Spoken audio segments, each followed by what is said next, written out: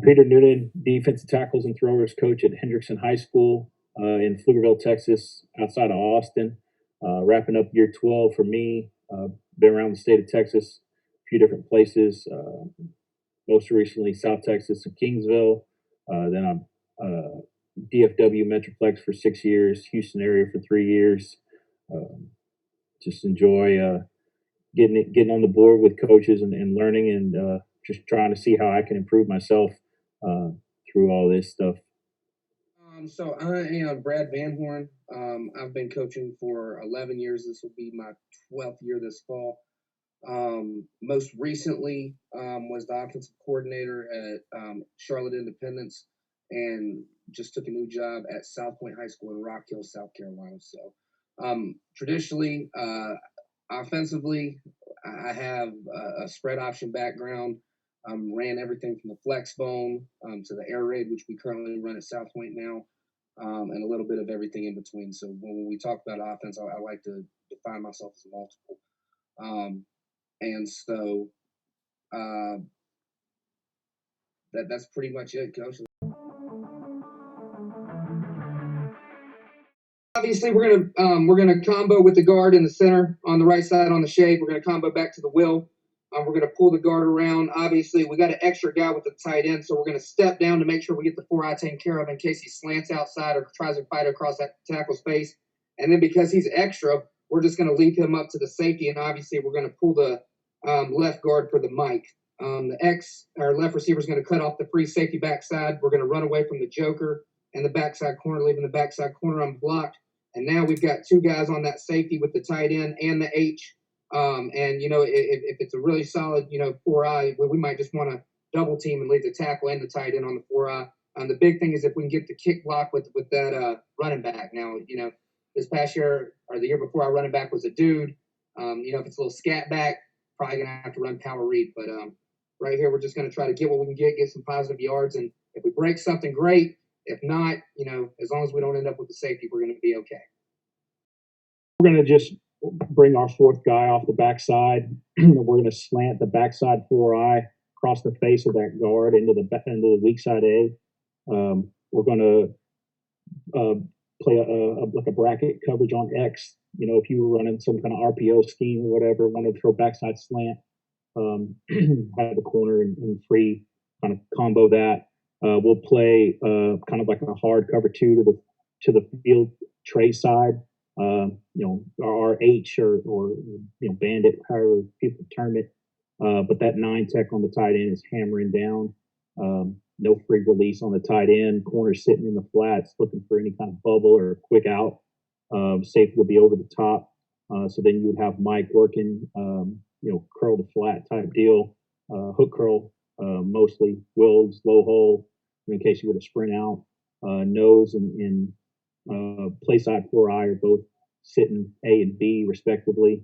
So that would give us a chance to insert the mic and then work the will as he scrapes over the top with the pull, but he's going to be slow over the top in case there's a cutback or something like that.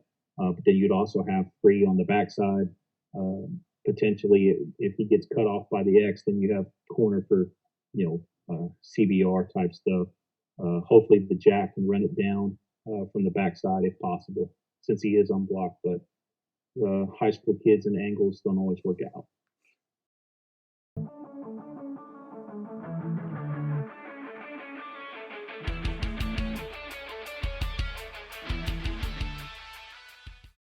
I'm going to slant the nose strong, kind of get somewhat of an X between the nose and the will.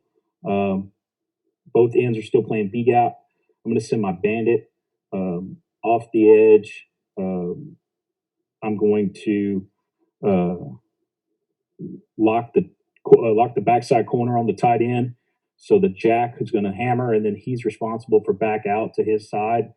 Going to play kind of like or what we call clip. So hard corner. With the strong safety over that third. Free safety's taking middle third. He's going to help if we get a backside post. Should have should have the middle of the field closed.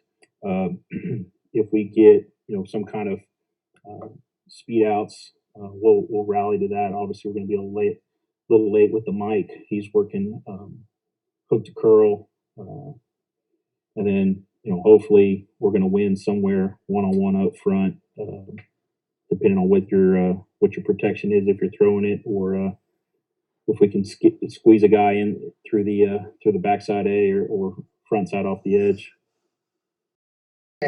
So what we're going to do is we are going to slide to the tight end. And so obviously, in the 3-4, you always want to try to slide to which guy you think is coming, which leaves us an extra guy on the backside.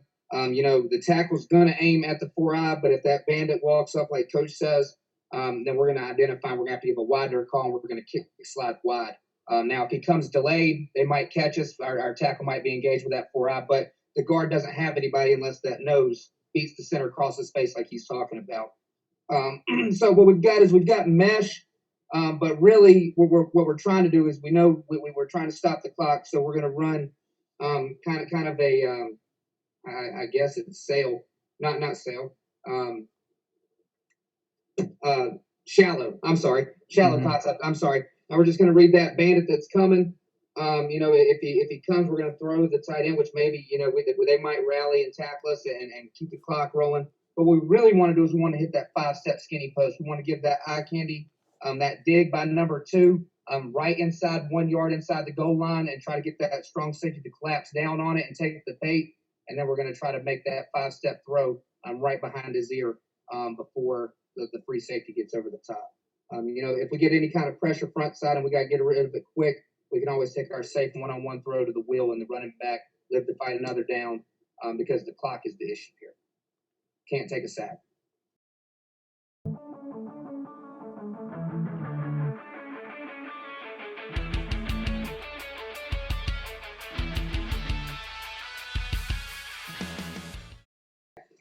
So we're going to run quarterback counter, but we're going to pull the tackle on the tight end. We're going to solid up the backside. The running back's going to flash across the quarterback space and pick up the mic because, that tight end is pulling that mic's going to try to get in his hip and squeeze down. So he's just going to kick him out, just make sure he doesn't run through, make him go the long way. If he make him run around outside, we're good. The X on the left is going to run off because the corner's in man, so we're going to take him out the picture. The H is going to go try to find the safety. Obviously, we're going to kick the 5 technique with the tackle pulling. The guard's going to block back on the head up 4. And then the tight end's going to pull and kick out the joker. And the key is on the front side. We're going to veer down, but there's nobody really to veer to. So he's just going to go straight to corner over the top. And hopefully we can hit that seam because it's a pass down, and hopefully they're expecting pass with it being 3rd and 8. But because we're up 2, I feel confident with it being at the 50. Even if we get tackled short, punt the ball away, let our defense play with a good set of field. Hopefully we get back to that -5 that we started out with to start the cast. We're going to run our smoke delay. Corners locked on X, so those cancel each other out. The bandit's going to read the on the line tight end. So if he were to step back for some kind of screen or whatever, that's his responsibility. If he blocks down, he's off the edge now. We're going to slant 2 gap over between the strong side end and the nose. So end's trying to get to A, nose trying to get to B. Weak side end is going to get outside for contain. That allows that jack to fold back underneath if necessary. Will's the floater. It will insert, read it, and read off his keys. Mike is also trying to cross face of the tight end and get in the hip of the tackle in the event of run or go make a sack if it were pass.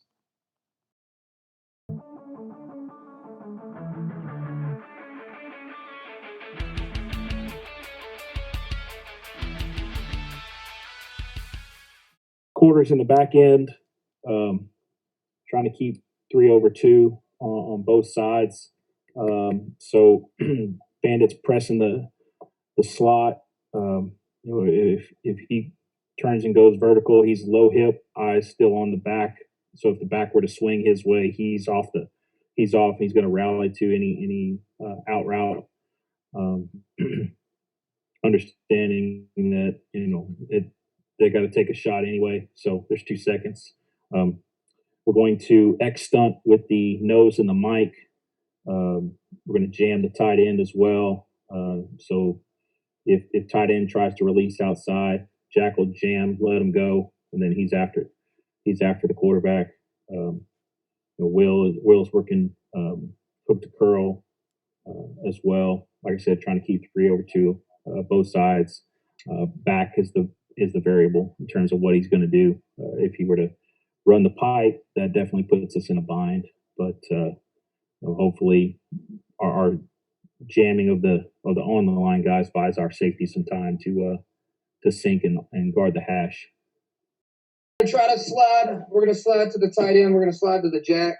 And so obviously we run half man protection. So in odd front, that right guard is going to become part of the slide. Our back's going to be checking B to C just because we don't want to flare them because of the situation. I mean, if we throw short and they rally, game over, right? So obviously what we're trying to do is we're just trying to discern is it man or is it zone? If it's man, we feel good with the safety disappearing and taking the tight end. I guess it could be cover 12, which is probably what you're going to get. Or if it is man, you're not going to be playing zero in that situation. But ideally, trying to take the back shoulder shot to the tight end where it's our guy or no guy, get a one-on-one matchup and just kind of hope for the best. Because, at that point, you're probably not going to get a blown coverage. If you do, good for us. If not, we're just trying to get that tight end into the boundary because that's the short side of the field. If there's pressure coming, usually pressure comes from the defense from the boundary, just because it's further for them to come from the field. And then we're either going to throw the post if it's there. If not, we're going to throw the back shoulder fade to the tight end because not many tight ends will out. So.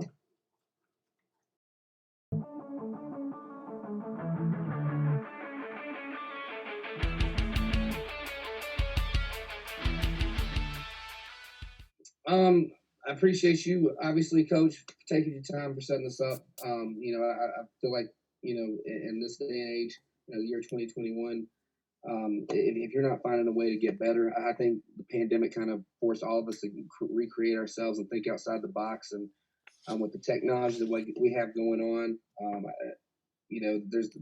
you can grind to a fault, but being efficient is the number one goal. So I think us being able to communicate with our players via applications like Zoom and technology, even though that's kind of you can get into a situation of paralysis by analysis. I think, in the year 2021, if you're not finding ways to get better, whether it's chalk talks, clinics, all the stuff that Coach Grandetti was doing during the pandemic, I think you're not really taking advantage of the situation. And that's what successful coaches do, right? They get the most out of their players and they get the most out of their current situation without focusing too much on their environment. So I appreciate you, Coach. I appreciate what you're doing for the profession and what you're doing for coaches like me. And I've learned a lot just over these last few months. And it's kind of giving me something to look forward to every day. I noticed the past couple of weeks you've been pumping out more and more, which is always a good thing, right? You can never have too much football. Appreciate Coach Mallard for having me on. Coach Van Horn, it was awesome. I love the opportunity to go, marker for marker, and I really kind of think about what you were going to throw at me, man. It was great. I'm pretty active on social media. I'm pretty easy to find at Coach Noon 45, Twitter, Instagram. I run 2 Twitter chats, one on Tuesday night at 7:30 p.m. Central. It's a hashtag disruption chat. It's a D-line centered one. And then on Sunday night at 7 p.m. Central, it's hashtag Iron Speed Chat. That's a strength conditioning, mostly for high school. But recently we've been really appreciative of college coaches jumping in and giving some great advice as well. You can go back and search those hashtags, similar to Coach Adam Harvey's No Fly Zone chat. It operates the same way, 4 to 5 questions over the course of an hour. It's just a chance to share ideas instead of getting locked into a Zoom. You can exchange stuff, go back and read old ones from previous uh, Tuesdays and Sundays. This is just over a year now that we've been running these since March of 2020. Then I also started a podcast in April of 2020. We're 50 some episodes in now. It's called Hangin with Coach Noonan. It's just a podcast where I interview coaches of all different kinds of sports and strength conditioning, talking about their stories, talking about other hobbies and interests and life things they've got going on. Most recently, we had Coach Ernest Lawson on. He used to play at San Diego State and he coached there. He's also in the financial advising world. So we dove in just a little bit to finance stuff, nothing too crazy, but we're all about just having a relaxed conversation and not necessarily trying to solve the world's problems, but at least hear some different perspectives on things. Um, you can find the podcast on all the major platforms: Spotify, Apple Podcast. I think Google has theirs still. I don't remember. I think they were going to shut it down, but anyway, it's there. Really appreciate if you happen to listen, like, review, rate it, send it. We're a no ads type of deal, and so word of mouth is the best way for us to get exposure. And email is pmnoonan45@gmail.com. I'm happy to share anything that I have in terms of defensive line play, a little bit of video that I have, nothing crazy. I don't have a lot of all 22, so sorry on that. But yeah, just reach out. I'm happy to share it. And if I don't know an answer, I'm happy to point in the direction of somebody I feel like would have an answer for you, whether it's football or strength conditioning.